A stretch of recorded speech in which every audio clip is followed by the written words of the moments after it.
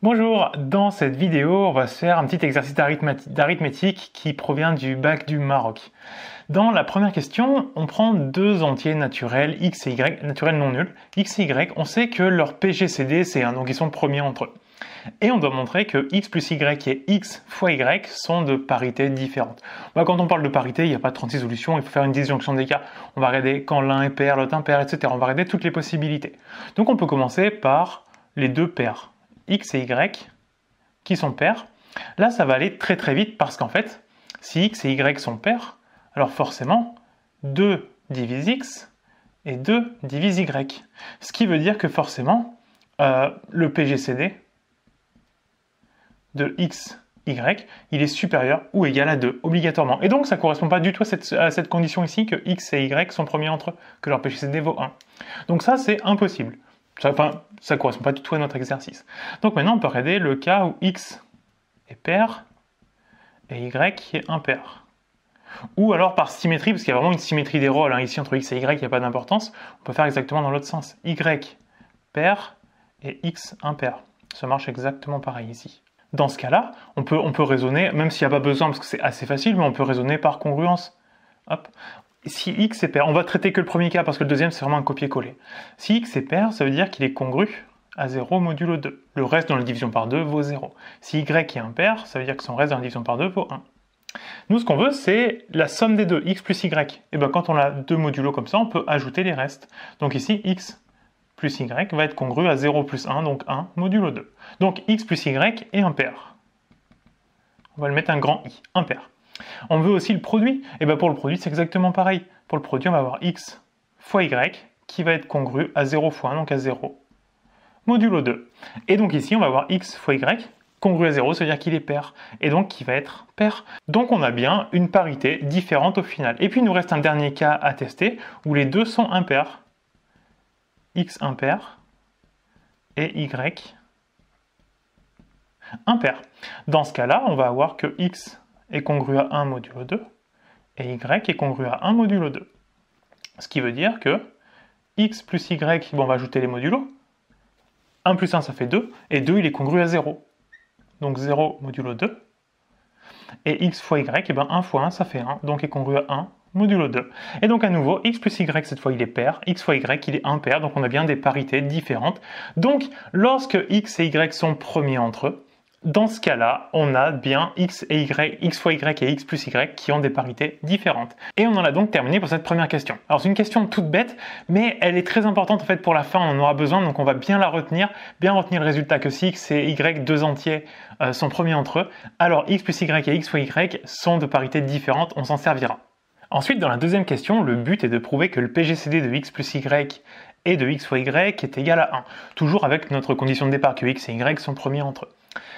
Pour faire ça, ce qu'on peut faire, c'est, nous on veut voir le PGCD, est-ce qu'il vaut 1 ? On peut noter D égale le PGCD de x plus y et x fois y. Dans ce cas-là, on va voir que x plus y fois, PGCD xy est égal à D. Ce qui veut dire que D divise x plus y, D divise x plus y, et D divise aussi x fois y. Le PGCD, c'est un diviseur commun. C'est le plus grand, c'est un diviseur commun. Donc forcément, il divise les deux. Ensuite, quand on regarde les deux choses qu'on vient d'écrire ici, on a du x fois y et du x plus y. Et on pourrait assez facilement, en fait, pour pouvoir utiliser une information dans l'autre côté, on pourrait assez facilement, par exemple, prendre la première et multiplier par x ou par y en plus pour faire apparaître du x, y. Si je multiplie par x ici, ça me fait x fois x, donc x carré, et x fois y. Et donc je pourrais me servir du deuxième résultat dans le premier. J'ai complètement le droit de dire que d va diviser x fois x plus y, puisque d divise x plus y. Donc si on prend une quantité, si on décuple x plus y, si on la multiplie cette quantité, peu importe par quoi, tant que c'est un entier, dans ce cas-là, forcément, d va diviser le tout, c'est évident. Et regardez ce que ça nous donne. Ça veut dire que d divise x au carré plus xy. Et en fait, nous on sait que d divise xy. Et comme là on a une somme et que d divise l'un, forcément, obligatoirement, il divise l'autre, parce que sinon il ne pourrait pas diviser le tout. Donc ici, on peut en conclure que d divise x au carré. Par symétrie, là j'ai multiplié par x, mais on pourrait très bien multiplier par y, et donc on aurait d qui divise y carré plus xy. Et donc on en tirerait aussi que d divise y au carré. Et donc on sait que d divise x carré et d divise y carré. Autrement dit, c'est un diviseur commun à x carré et à y carré. Donc forcément, d divise obligatoirement le PGCD de x carré et de y carré, puisque d c'est un diviseur de x carré et de y carré. Donc forcément, soit c'est le plus grand, dans ce cas-là c'est le PGCD, soit alors il est plus petit et il va forcément diviser le PGCD. Et puis là on va utiliser une petite propriété intéressante, c'est que si on a un n qui est un entier naturel non nul, et que x et y sont premiers entre eux, alors x exposant n et y exposant n sont premiers entre eux. Et nous, on sait, souvenez-vous du début, ce qu'on avait au tout début, c'est que x, y sont premiers entre eux. On sait ça. Ce qui veut dire que, alors nous, ce qu'on va faire, c'est qu'on va le mettre au carré, parce que notre résultat dépend, enfin il est au carré au-dessus. Donc on va avoir x au carré et y carré qui sont premiers entre eux. Ce qui veut dire que d divise, le PGCD de y carré et de x carré, c'est 1. D divise 1. Autrement dit, d il vaut 1. Et donc, regardez ce qu'on vient de prouver. D, on l'avait appelé le PGCD de x plus y et de xy. Ce qui veut dire que ici, en fait, on a ce résultat-là. Le PGCD de x plus y et de yx, c'est 1. Et donc, on en a fini pour cette deuxième question et on va attaquer le cœur du problème, la troisième question. Juste avant, si vous pouviez me faire éclater la barre de pouces en l'air, ça ferait trop plaisir sous la vidéo pour me soutenir, pour faire découvrir la chaîne, pour me supporter en fait. Juste pour me faire découvrir et pour me donner du soutien. Vous pouvez aussi mettre un petit commentaire, ça fait plaisir à lire. Et pensez aussi à vous abonner à la chaîne, très important. Et tout de suite, on passe à la suite. La troisième question est donc le cœur du problème qui va utiliser les résultats précédents. C'est de résoudre dans n étoiles le système a plus b égale 84 et a fois b égale PGCD de AB, le tout au cube. Alors, ce qu'on peut faire, c'est que il y a cette histoire de PGCD qui nous embête un peu dans l'équation. Ce qu'on pourrait faire, c'est on note, à nouveau, on note d égale PGCD de A et B. Ce qui veut dire que notre équation, déjà, on pourrait réécrire, on va le réécrire ici. Donc la première ligne, on a A plus B égale 84, et en dessous, on va avoir A fois B égale D au cube. Mais c'est pas tout, parce qu'en fait, on va se servir de cette information. D, c'est le PGCD de A et B. Ce qui veut dire que D divise A, D divise B. Donc, si D divise A, ça veut dire que A est multiple de D. Donc A peut s'écrire D fois un X, X entier. Et B peut s'écrire d fois un y entier. Alors évidemment, on va préciser que x et y sont des entiers. On va les prendre dans n, étoiles, tant qu'à faire. Je prends tout dans n étoiles parce qu'on travaille dans n étoiles, donc a priori a et b sont positifs. Il n'y a pas de raison que le x et y soit négatif. Et bien maintenant, ce qu'on peut faire, c'est reprendre notre système et puis remplacer un peu avec ce qu'on vient de dire. A, on a dit qu'il s'écrivait d fois x. B, on a dit que ça s'écrivait d fois y. Tout ça égale à 84. A fois b, ça nous fait quoi? Ça nous fait dx fois dy. Donc ça nous fait d carré xy. Et de l'autre côté, le PGCD, c'est d, donc on a d au cube. Évidemment, le PGCD, d, c'est un diviseur, donc il ne peut pas valoir 0. Donc on peut diviser, on peut simplifier par d carré de chaque côté. Ce qui va donc nous donner le système. Alors en haut, on peut même factoriser par d. Donc on a d facteur de x plus y égale 84. Et en dessous, on va avoir xy égale à d tout court, on simplifie par d carré. D'ailleurs, là on a trois inconnus, x, y et d, sauf que d on peut le remplacer par xy, dans la première équation par exemple. Donc ici ça va nous faire xy fois x plus y, et là ça devrait vous rappeler des choses quand même, c'est ce qu'on a fait sur les deux premières questions, xy et x plus y. Donc c'est plutôt bon signe quand on tombe là-dessus en fait. Et en dessous donc on a xy égale à d. Maintenant, ce qu'on peut faire, c'est, nous, on sait que x et y sont des entiers positifs. Donc, des entiers positifs qui vont donner 84 comme résultat, il n'y en a pas énormément de paires. Donc, on peut essayer de les lister. On va donc avoir, combien fois combien égale 84 ? On a 1 fois 84. On va avoir 2 fois 42. 3 fois, est-ce que ça marche avec 3 ? Ça ferait du 25, ça fait 75. Ça fait 28. 3 fois 28. Avec 4... ça marche, 4, on prend la moitié de 42, ça fait 4 fois 21. Avec 6, ça devrait marcher. 6, ça fait 15, ça fait 90. Donc on enlève 1, ça fait 14. 6 fois 14, 7. 7, ça marchera aussi. 7 fois 12. 8, ça marchera pas. 9 non plus. 10 non plus. Et 11 non plus. Et après, on passe à 12, donc on les a tous. Et donc au total, on a quoi? 2, 4, 6, 8, 10. On a 12 valeurs possibles. Et on a 6 couples qui marchent. Sauf que ces couples, ils vont pas tous, il faut sélectionner, ils vont pas tous fonctionner normalement. Et c'est là qu'on peut se servir de la première question. Parce qu'en fait, il y a un tout petit détail que j'ai un peu zappé, je crois, tout à l'heure. C'est quand on a fait la décomposition en d fois x et d fois y. D, c'était le PGCD. Ce qui veut dire que x et y sont forcément premiers entre eux. Parce que si ce n'était pas premier entre eux, ça ferait augmenter la valeur du PGCD. D pourrait être plus grand.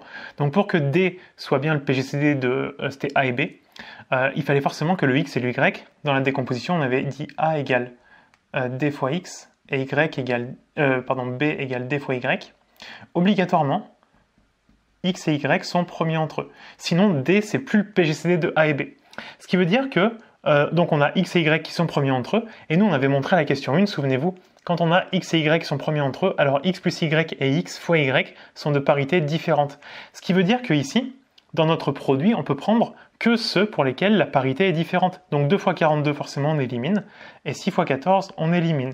Les autres, c'est deux parités différentes. Bon, il en reste plus que 4 des couples, c'est déjà mieux. Et maintenant, il va falloir qu'on se débrouille pour trouver lequel va le mieux.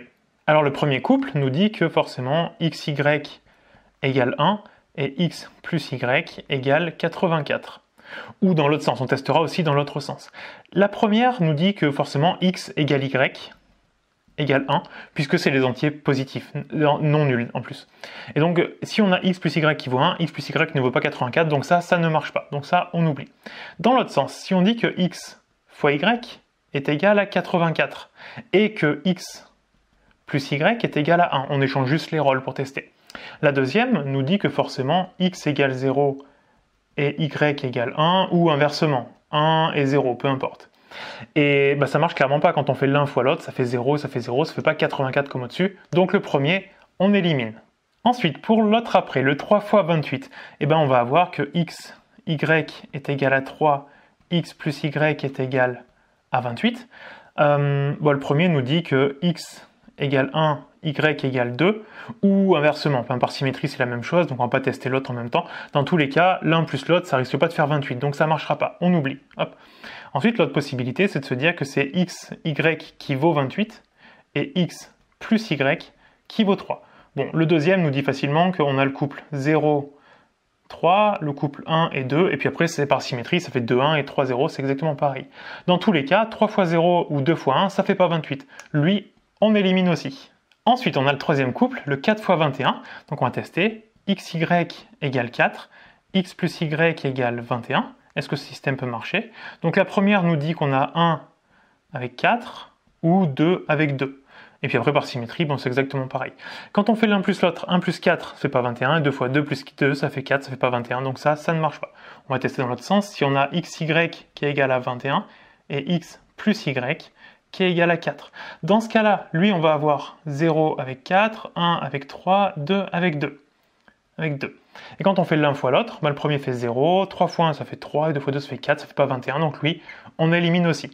Ce qui veut dire que soit c'est 7 fois 12, soit on a écrit une belle boulette depuis un petit moment. J'espère que c'est 7 fois 12. Alors pour le 7 fois 12, donc on va avoir xy égale 7, x plus y égale 12. Ce qui va nous faire xy égale 7, là on n'en a pas tant que ça, en fait on a juste 1 fois 7. Puisque les deux, 7 c'est un nombre premier, donc on n'a que 1 fois 7. 1 fois 7, est-ce que x plus y égale 12 7 plus 1 ça fait 8, ça fait pas 12. Donc ça ne marche pas dans ce sens-là. Il nous reste plus qu'une seule possibilité, il faudrait mieux que ça marche. x, y égale 12 et x plus y égale 7. On peut faire lequel? On peut regarder le deuxième, pourquoi pas le premier, si, quoique on peut regarder le premier aussi. Le premier, on a 1 fois 12, on a 2 fois 6, on a 3 fois 4, après par symétrie, c'est la même chose. 1 et 12, ça fait l'un plus l'autre, ça marche pas, 2 et 6, ça fait 8, ça marche pas. Par contre, 3 plus 4, lui, il fonctionne. Ce qui veut dire que là, on a notre solution qui marche très bien. Et donc, on vient de trouver ici que la solution, c'était x égale 3, y égale 4, ou inversement, parce que vraiment, on a une symétrie des rôles. X et y jouent exactement la même chose. Si on avait du x plus 2y, c'est pas pareil, mais x plus y, c'est comme y plus x, vraiment, on peut les inverser, c'est une symétrie des rôles. Donc, on vient de trouver que nos solutions, on a deux couples solutions. xy égale 3, 4, ou 4, 3. Sauf que nous, on ne cherchait pas x et y. À la base, on cherchait à trouver a et b. Ce qu'on peut faire, c'est, comme a et b sont exprimés en fonction de d, nous, on peut revenir à notre équation ici, x fois y est égal à d. Ici, x fois y, il vaut 12. Donc forcément, on va avoir que d est égal à 12. Donc, on va avoir que a qui valait 12x, qui valait dx. Donc ça fait 12 fois. Dans le premier cas, ça nous fait 12 fois 3, donc 36. Et B, ça fait 12 fois 4, donc 48. Et par symétrie des rôles, on a aussi l'autre couple de solutions, 48 et 36. Ce qui veut dire que nos solutions, au final, ça va être les couples AB qui vont être égaux à 36, 48 ou 48 et 36. Voilà nos solutions à notre système. Alors ce qu'on peut faire, c'est qu'on peut vérifier que ça fonctionne bien. On va reprendre le système de départ et on va vérifier ces solutions. Alors pour la vérification, on va d'abord tester avec le couple. On va mettre un V pour vérification. AB égale 36, 48. A plus B, 36 plus 48, bon il y a assez peu de doute, ça fait 84. A fois B, alors 36 fois 48, A fois B, ça fait... En fait, ce qu'on peut faire, c'est voir, au lieu de voir un 48, on peut voir un 50. 5 fois 30, ça fait 150. 5 fois 6, ça fait 30, donc on a 180. Si on remet le 0, ça fait 1800. Et comme on a pris 50 au lieu de 48, il faut qu'on enlève 2 fois 36. 1800 moins 72, ça fait 1728. Donc là, on a 1728. Et de l'autre côté, le PGCD de A et B. Alors quel est le PGCD entre 36 et 48? Bon, je pense que 12, c'est assez évident. On ne peut pas aller au-delà de toute façon, il n'y a pas grand-chose au-dessus. 12, ça fait 3 fois 12 et 4 fois 12. Il pourrait y avoir 18, mais 18, ça ne marche plus avec 48, donc je pense que c'est 12. Donc on va avoir que A, le PGCD de A et B, c'est 12. Et si on met au carré, au cube, 12 au cube, on va voir la calculette combien est-ce qu'on trouve, mais je pense qu'on devrait trouver 1728, ça nous arrangerait. Et donc oui, à la calculatrice, on trouve bien 1728, donc c'est plutôt bon signe. Bon, on a vérifié le premier couple. En fait, le deuxième, par symétrie des rôles, il n'y a absolument pas de vérification à faire. Il suffit d'inverser les valeurs de A et B, enfin de les échanger. C'est exactement les mêmes calculs, donc on ne va pas le vérifier non plus. Et donc, ça fonctionne parfaitement. Voilà, donc on en a fini pour cet exercice. Il n'est pas très compliqué, mais il fait intervenir des notions et surtout, il fait intervenir toutes les questions précédentes dans la dernière question. Et donc, c'est quelque chose comme ça, il faut faire super attention. Quand on a un sujet, de bac notamment, les sujets, ou même après le bac, hein, c'est encore pire. Quand vous avez une question 1, puis une question 2 et une question 3, dans la question 3, très souvent, on va utiliser en fait les résultats de la question 1 et de la question 2. C'est pour ça qu'il faut bien prendre le temps de lire un sujet avant de se lancer dedans et de bien essayer de lister quel résultat de cette question va me servir pour les questions d'après. Essayez d'avoir une vision d'ensemble avant de se lancer dans le sujet. Et donc, on en a terminé. J'espère que ça vous a plu. Vous pouvez me le dire en commentaire, ça fait ultra plaisir de vous le lire, ça soutient la chaîne, enfin ça a que des avantages. Mettez un petit pouce en l'air aussi, faites-moi éclater les pouces en l'air et pensez à vous abonner, ça soutient la chaîne, c'est très important. Et moi je vous dis à bientôt pour une prochaine vidéo.